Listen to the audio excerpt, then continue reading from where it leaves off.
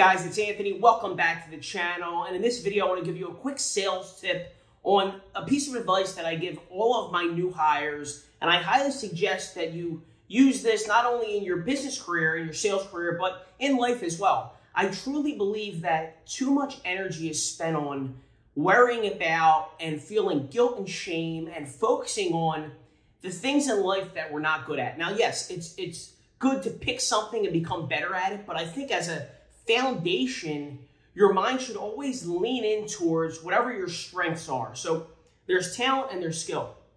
Talent you're born with, and skill you acquire through hard work and sweat equity and sharpening your tools and honing your craft. That takes a lot of work. Talent is God-given. That's given to you. So identify your talents and then turn them into skills. And then if there is an area where maybe you feel like you're not as competent as you like to be, you can put some energy towards that. But ultimately, your biggest ROI, the biggest return on your investment, which is your time and your efforts and your life, is going to be in your area of competence, your circle of competence.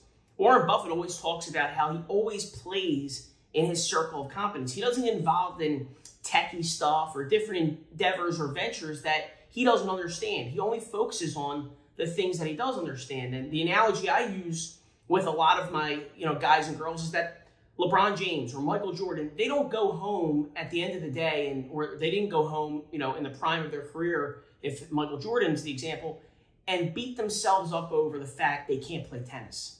They just continue to shoot more baskets. They don't focus on the things they're not good at. They pick out the things they're good at and become great at them and continue to become better and better to separate them from the rest of the pack. So if you're just starting out selling cars, this is a great sales tip. This is great for beginners.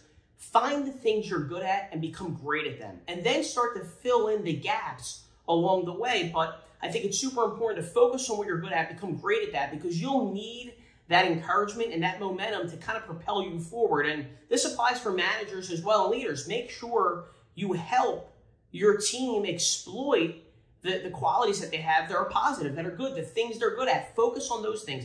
Don't beat them up on the things they're not good at. So if I give you a piece of beginner's advice, it's that. Find what you're good at, become great at it, and then fill in the blanks along the way, because there's always blanks. There's always things that we don't know. If we just focused on, and if we graded ourselves and our value as a salesperson or even a person based on the things we don't know, we would never feel good about ourselves. It's unlimited. There's so many things. There's always questions that we need answered, and there's always things for us to learn. That's the beauty of what we do, and that's the blessing of it, right? That we're never capped, right? As the kids would say, no cap, right? Not this kind of cap, no cap.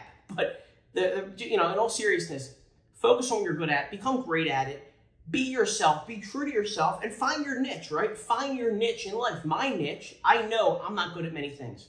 I'm not good at cooking. I'm not good at doing things around the house. I can't build anything. Obviously, I'm vertically challenged, so I can't play basketball. A little athletic, very athletic as a kid, but once again, I reached my peak, right? People started to grow at a faster rate than me, and I'm kind of just stuck the size I am. But I found my lane, and I stay in my lane, and I know that there's things that I'm good at. I know I'm good at sales. I know I'm good at business. I know I'm good at being a leader. I've always kind of had that intuitively since I was a kid. And then I said to myself, okay, I'm going to focus on these things and become great at them. And that's ultimately how I became to where I am now. And if I look 5, 10, 15, 30, 50 years, God willing, from now, I'm still going to be playing in this same sandbox, just at a higher level. So find what you're good at, become great at it. Don't beat yourself up over the things you're not good at.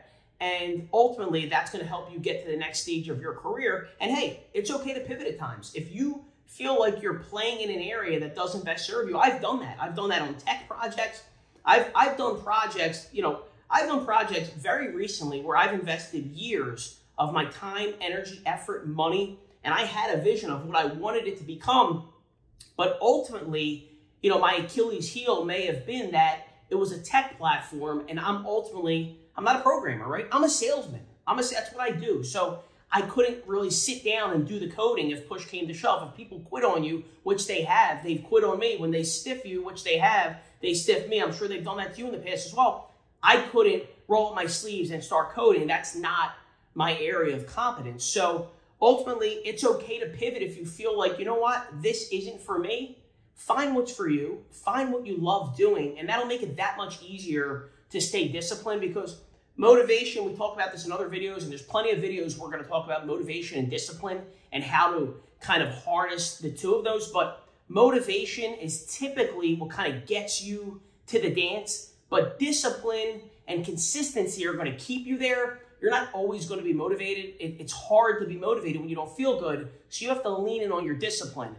It becomes much more easy to be disciplined when you love what you're doing and when you know you're doing the right thing. When ultimately you can kind of remove those question marks of, am I where I need to be? Am I on the right path? It becomes much easier to do that work because, you know, there's a quote that I love, and it says, when your mind can't see the steps, your heart will ask to pause. So when your mind can't see the steps, your heart will ask to pause. Make sure you have it mapped out. Make sure you have your steps mapped out. And then lean in on what you know to be true about yourself and what you know to be good at. And if you feel like, hey, I'm not getting max value for my efforts here, you can always pivot and go another direction. But as a good foundation and a good starting point in sales, in business, and in life, identify what your talents are, what you're naturally born with, identify what skills you enjoy, developing, and lean in on those. Don't worry about what you're not good at. There's plenty of stuff we're all not good at.